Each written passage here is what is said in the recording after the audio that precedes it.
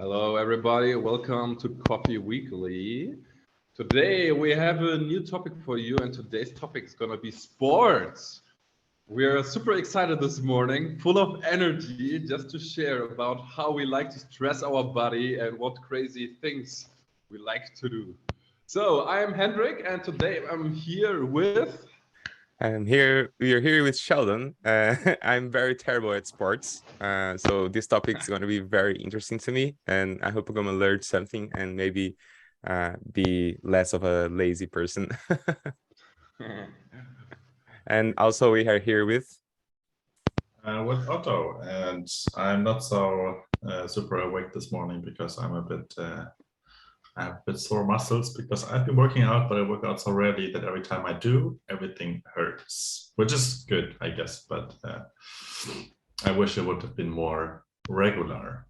So you were talking about crazy things you're doing, Hendrik. Tell us more. What crazy things are you doing? So right now I'm actually cutting the body fat on my body, which is kind of feeling crazy at least, because I'm right now permanently in a calorie deficit, which is definitely a stress factor for the body. Like it's like 8:20 in the morning. I have already been doing my first workout for the day, so I've been sweating already. That's why I'm probably a little more awake than the other two guys here, because my body is already running. Yeah, I would say that's my big sports topic right now, and I can see actually why people struggle with it because it's really hard. I have to say, like it's really a lot of stress. Sheldon, what's going on for you with your sports life right now? What kind of activities do you like to do if you do sports? I always like to start with like a little bit of a preface, like a little bit of an introduction, and maybe I think we talked a little bit about sports on one of the first episodes, and then I think we can kind of like talk again about this, like giving a little bit of a background of what every one of us do. Like for me, for example, and it's funny that we are talking about sports. Like for the ones watching the video, you can see my medals here. And so this is like the survival medals from when I started running, and then I started running like in 2014, if I'm not mistaken, and I do like small runnings like 5 kilometers, 10, 15, and up to half marathons. I've never tried to run for a full marathon because a full marathon is like a lot of effort, and also like the it's interesting, like we can actually talk about this later, like the practice to be able to build the muscle to be able to run a full marathon is more stressful than the marathon itself. So the training is harder than the actual race. So that's one of the reasons that I've never practiced for a full marathon. And but before that, so when I was a kid, my father like put me on some sports when I was a kid. So I did a little bit of karate, a little bit of judo, just enough like to I don't know, learn how to fall or something like this. I think was really helpful for me. When I was a teenager, I did a little bit of parkour with friends in the neighborhood. It was nice. I didn't do like any like funny tricks, but I could jump like from one wall to the other and walk through the wall and stuff like that. But lately, so I most of my life I've been very sedentary. Like I didn't do a lot, and I also have been overweight, like historically. And then there was a time that I was really overweight, so I was like, okay, I need to do something. So I bought a bike for me and I started cycling, and then I lost a little bit of weight, and everybody was telling me like, oh, you need to run, start running. And I was like, oh, I can never run. I can never like run for more than 100 meters. But I can try. So I started trying, and it was really hard. And eventually I got to run like do a full lap on the park that I was running. And from that, I already signed up on the first 5K run and I started running. And sometimes I do like a 6 months break or whatever. But since then, I've never been like more than 6 months without any type of running. So I run. Sometimes I practice for a half marathon. Sometimes I practice for a smaller race, and I run for fun as well. It's really nice. So that's it for me. A little bit longer introduction. Nice. Otto? Yeah, I mean, running is also, I mean, it's a topic I've also been thinking about quite a lot in my life. I remember I hated running like nothing else. In school, we had like, sometimes as a form of exercise, you would run. I was like, oh my goodness, I'm just going to pretend to run. I'm just going to walk fast, and then it's just going to be like, hey, run. Like, no. And then there was a friend of mine who used to go for runs quite frequently. And I used to hang out at his place a lot. And I don't know how I managed to stay at his place for like, I don't know, many years without going for a run once. And one day he was like, I mean, dude, come on, let's go for a fucking run. And I was like, okay. And I remember this exact run when we went. It was like, I think 10 kilometers or something. And at some point I was just like, I mean, just go go faster, and do your thing. I don't want you to be standing next to me and pushing me all the time. And I remember like walking. I mean, it was a very beautiful like run through the forest with a little hill and going up and down and everything. But everything inside of me was like, I fucking hate this. I wanted to stop. And then he was like also a bit annoyed because I was so slow. And then he came back and did a circle around me. And I was like, dude, I want to punch you. And I mean, that was okay. It didn't really change my attitude towards running too much. It was like, okay, I did it. Fair enough. It is somehow manageable, but the effort required to take it is just not really bearable. But at least what changed since then, I have been running a bit, like, every now and then. So that was kind of good. And then a few years later, I had a similar experience, but this changed a lot, which was, I was living close to, a city called Koblenz, which is like very close to this where the Mosel turns to the Rhine. So it's actually very beautiful city with like a lot of like paths along the rivers. And I was living kind of close. So I was like, oh, I can just go there for a short walk, run like 2 kilometers and just go back home. And then I did it like, every few weeks, maybe once a month or something, but I did. And then one day I just kept running and I was feeling very good that day. And I was running, I was like, what happens if I just keep running? How long can I go? And I ran like 15 kilometers and I came home. I was like destroyed, but I was like, wow, how the fuck did I do it? It was just like, there was only one thing. I didn't stop. It's not like particularly like you don't have to do like a jump and like a backflip or something. You just don't have to stop. I mean, of course your body will be like, please let me stop, but you just will be like, no. And that was like a very revealing experience for me, where I saw that it is actually much more about your mind than about your body. I mean, of course, at the end, it is your body performing the work, right? But it's your mind commanding your body to do something or not to do something. And coincidentally, in the same week, or I think the week after, there was this colleague of mine who used to run a lot, and I knew that. And he was like, oh, hey, there's this half marathon, do you want to run it? And I was like, I don't want to, but I will join you. And there was also, I think another good experience. It was a very small half marathon. It was like 60 people. And I didn't know it was a bit more advanced marathon because it had like a lot of ups and downs, so some heights. And I was the last person to arrive in the goal, but I arrived. And it was actually another good time. It was like 2.5 hours or something. And but again, it was like, I made it. It was not much more from 15 to 20 kilometers, but there's a difference. I mean, at some point it becomes like quite a long run. But it just happened out of nowhere that I did that. But I haven't been running a half marathon since I left Dublin. Last one I ran with you, Sheldon. That was very nice. 2018, I think. Question in between. Yes. Like the day where you decided for the first time to go for the super long run. Like, did you just go in one direction, and what happened when you had to go back? Or did you just run in circles? So since, I mean, Koblenz is like a little, I don't know if I have to mirror it or not, I don't know, but there's like the one river and the other river, and I ran on the one side. So I went all the way to the so-called Deutsche Eck, was very pretty, and just kept walking. And I knew I would not run a circle, but I would just run all the way back. So I knew that, of course, the more I run, the more I have to run back. But I was just trying to ignore not that I have to run back very far. But then I just kept running and running and running.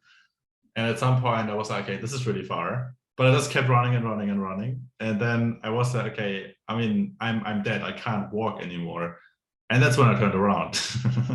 So I remember there were some people, they saw me running like on the way down, and they were seeing I was like sweating, I was like dying, and they were like, yeah, go, go, go. And then I came back like 1 hour later. They were like, yeah, go, man, go. So that was actually kind of fun. So late over the past couple of years, I've been doing this introspection exercise on seeing on like how my life journey has brought me here. And I think I spoke a little bit about this on some of the previous episodes. So with that, what I want to say is like how your childhood experiences have influenced you to be the sports persons or not, like to this day. And with that, it's funny because like I'm a Brazilian, so in Brazil it's very common to like everybody plays football, everybody knows everything about football or soccer for the Americans. And it's funny because I'm here with two Germans, and they won the last World Cup, like the other World Cup 7-1, which was really embarrassing. We're But still for me, sorry for that. but for me, this like football doesn't never clicked for me. So I don't follow anything. I don't watch anything. Even here, like in Europe, I don't watch anything. I don't have a team. And for me, to the point that for me, it's hard sometimes when I'm on a new, like meeting a new person, and they are like throwing some conversation started, and none of the sports ones help work with me because I don't know any like. And also like it's funny because when I say sports in Brazil, it's very, people do like a shortcut and jump to football directly. Like even the TV news, like the TV sports news, they mostly talk about football, the whole thing, like 50 minutes about football and 10 minutes about the rest. And yeah, so I wanna know like what were the influences on your lives like when you were growing up that led you to the activities that you do to this day, like TV influences as well, and if you have like a big sport in Germany like we have in Brazil with football. Yeah, I think it's also soccer for us. So it's the mainstream sports by far. Honestly, I think they're kind of struggling right now. So I heard like one person from FIFA or DFB, which is the club that runs the German soccer league. Like in the past, like the competitors to soccer were like handball or basketball or whatever. But nowadays it's esports actually. So they're actually marketing against that market, which is a kind of interesting development for myself. And yeah, I've never been in touch with the soccer culture a lot. Like I noticed for myself, like the kind of sports I watch is the same sport that I do usually. So I played handball in my youth.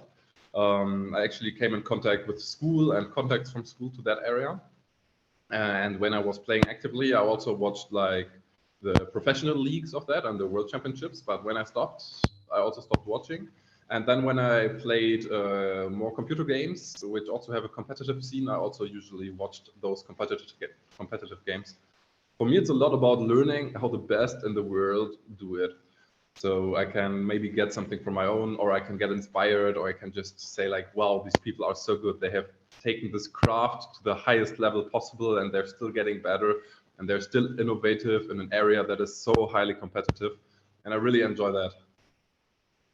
Yeah, Otto, how about you? Do you also watch people going to the gym in a live stream? Actually, no. No, I'm not watching any bodybuilding contests or something like that. Okay. No, but I mean, the question, how experiences in the past affect what you like today is actually a very, very good point, because especially on football, I think, or soccer, I just call it football from now on, is that in Germany, at least what I experienced and saw was that you get born into the culture.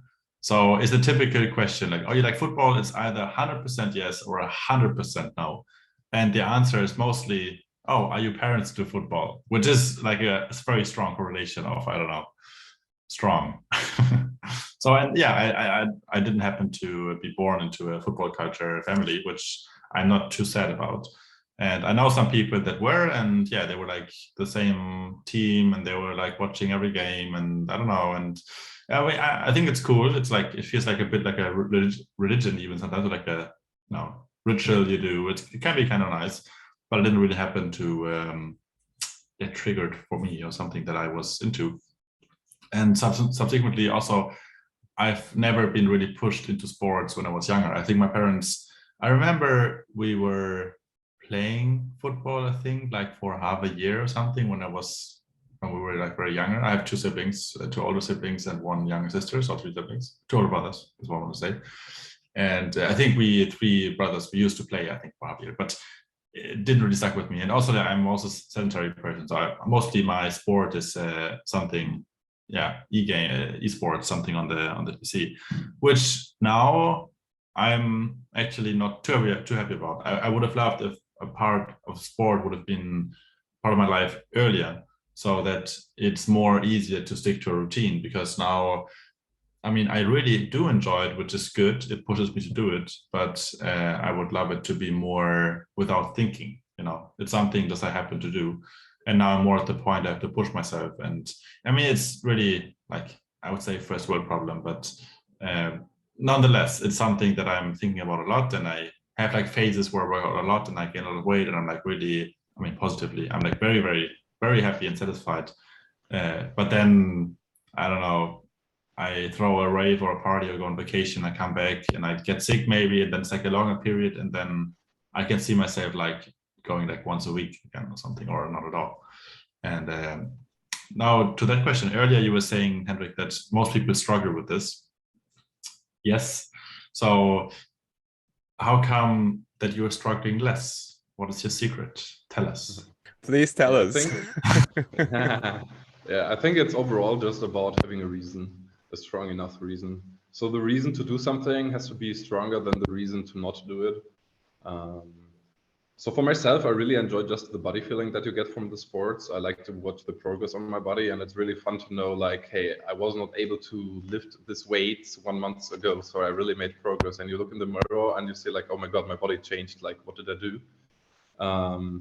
I don't know, and for everybody else, it's different reasons. So Sheldon, you already told, for you it was like your body gets to a point where you think it might become a health problem.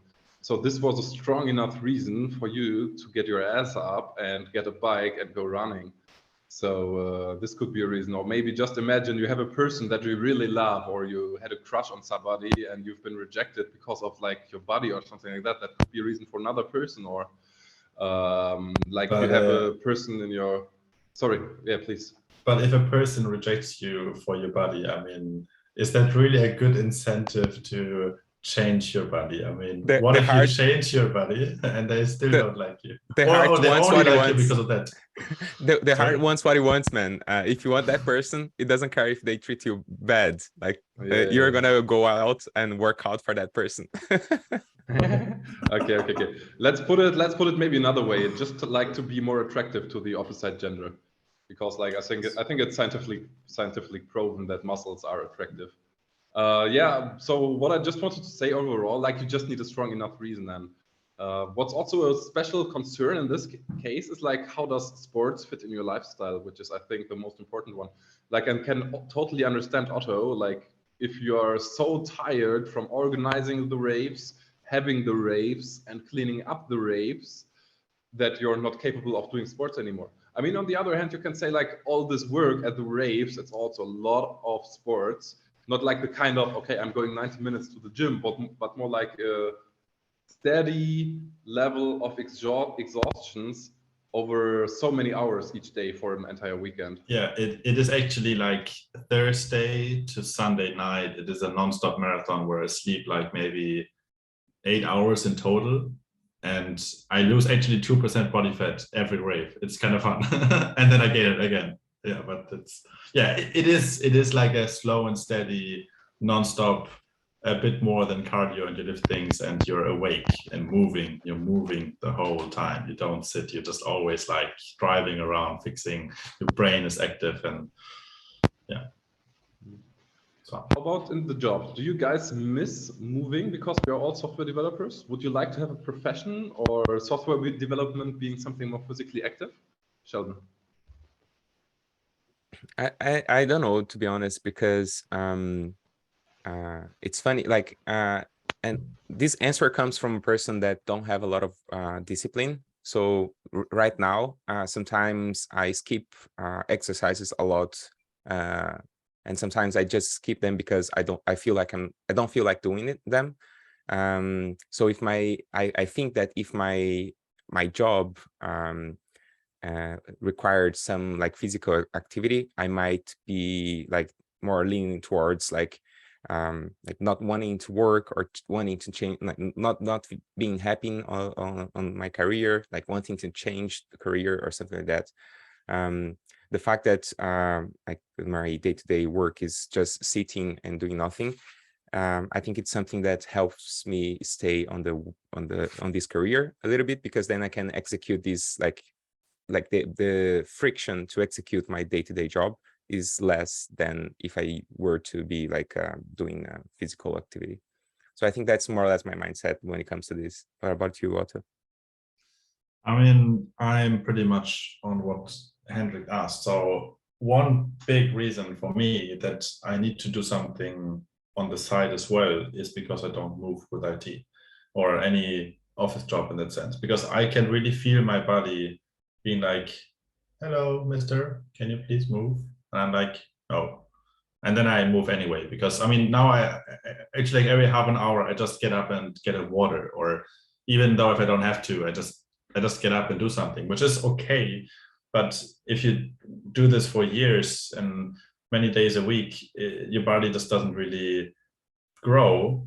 It doesn't really sustain. It actually like falls back. And I can also see my posture is not really good. And these are all the things where I think it's actually important that you have to balance out if you work on a desk. And that's something I think it's fun to interact with your body, to do something with your hands, to like make something happen that is, I don't know, heavy, big, I don't know, something which I don't have the feeling when I touch some soft keys with my soft programmer hands. I mean, it is fun in many ways, but yeah, actually I do miss the activity of physical exercise in my work. On the other hand, I think if I would have a job that requires physical work, I would be like, oh no, this is the worst shit ever.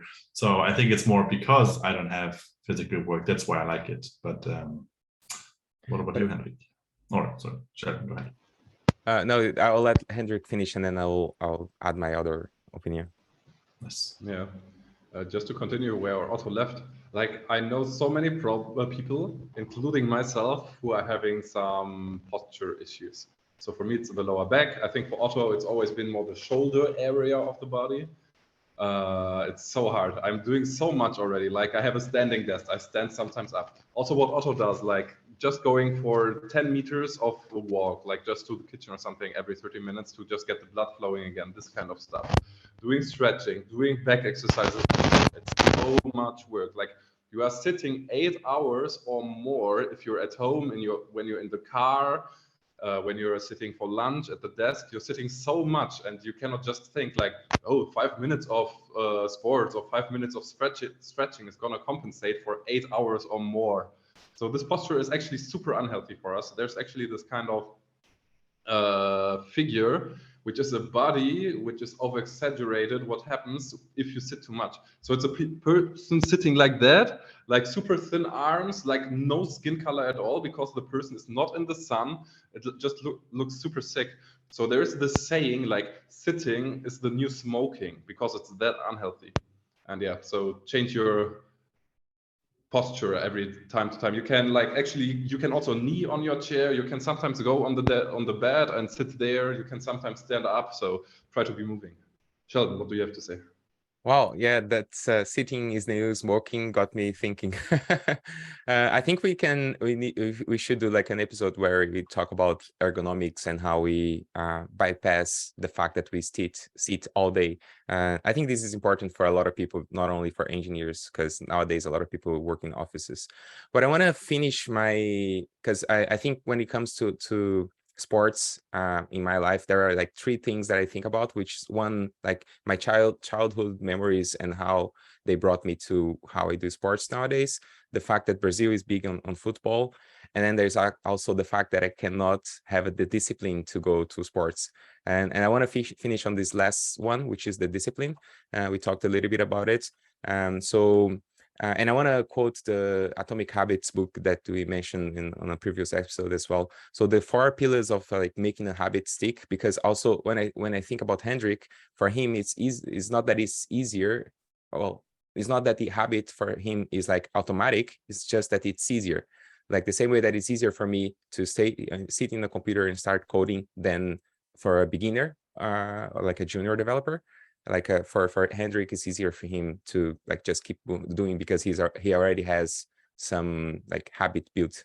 So the first thing is like make it obvious. What I do to make it obvious to exercise is like put the clothes like really in an accessible place, having like reminders like the medals on my wall, like telling me that my identity is that I am a runner. I don't just go run. I am a runner.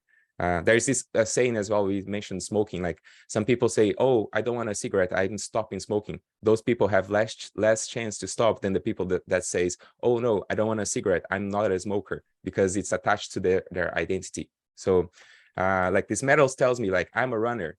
And then to make it attractive, there's a lot of things that I do when I'm running that I like it. For example, seeing the scenery. I live close to the beach, so I see the sea. I listen to podcasts or music, so those things make this habit attractive. Then make it easy. So to make it easy, I have a lot of little things that help me make the executing the running or going to the gym very straightforward. Like I put my shoes in a very specific place where it's easy for me to just go out of my house and run. And then make it satisfying, which is like what you mentioned, like I see my muscles growing, like my arm is bigger, my belly is thinner. And I think for me, like the biggest problem is like the belly. Every time that I look at it, I was like, oh, okay, that is not bad. And then when I have more discipline on my running schedule, I see my belly decreasing or like me getting thinner and the clothes fitting in again. So this for me is a very satisfying thing. And I think for me, this is like the biggest one that makes me going forward. And that's it for me. Maybe add some closing words. I mean, for me, the concept I think about what is the law of attraction, which is not related to attraction in a visual sense, but more like if you tend to have a strong force pulling towards something, so you really feel good, looking good, your body feels better, and you know that, and you remember yourself to that you have been sticking to it for a while. It is just a matter of time that eventually small decisions will tickle you into this, which is not always the case with working out, because there's many other forces dragging you out of this, like exercising and everything. But so yeah, as you both mentioned in different ways, it's like it's important to grow the force that pulls you towards sticking this as a habit. Because also the one thing with exercising is it doesn't matter if you do it right for 1 year, you do everything right. You have to do it continuously for probably the rest of your life. So this is something a bit different of a challenge, but it's possible. And even if you don't work out 5 times a week, maybe just once a week, this is good. It's like going out. Sorry, it's like going out an escalator that is going up an escalator that is going down. So if you stop, you're going to go down with the escalator. So you have to keep pushing against the escalator. There we have it again. Just don't stop. Just keep running. All right. So for my closing thoughts, like I can say again, like even for a person who's doing a lot of sports, it's not always easy to get his ass up. So you're not alone on this. And what really helps me if I'm not feeling motivated, I can say like either, okay, I'm just going to do a chill workout today, but in the end, you're anyways going to give everything. You have to also, like, you have to know it's a stress situation for your body. You're pushing your body to the limit. So of course your body doesn't want to do this. But what really gets me into the gym every day is the feeling that you have when you finish the workout. And let me tell you, when you don't want to work out, but you did it in the end, you're so proud of yourself. And just think of that feeling that you have when you finish the workout. That should be enough as a motivation to get up. Thanks, everybody. Wow, So, mic drop. Yeah, this is very nice. So everyone, until next week, we want to hear how much everyone worked out. Yeah, let's see from today to next week how many times we went to the gym, and maybe we can tell on the next episode. yes, sounds good. Cool. Thank you, everybody. Thanks, guys. Bye-bye. See you next one. Thank you. Bye. See you soon.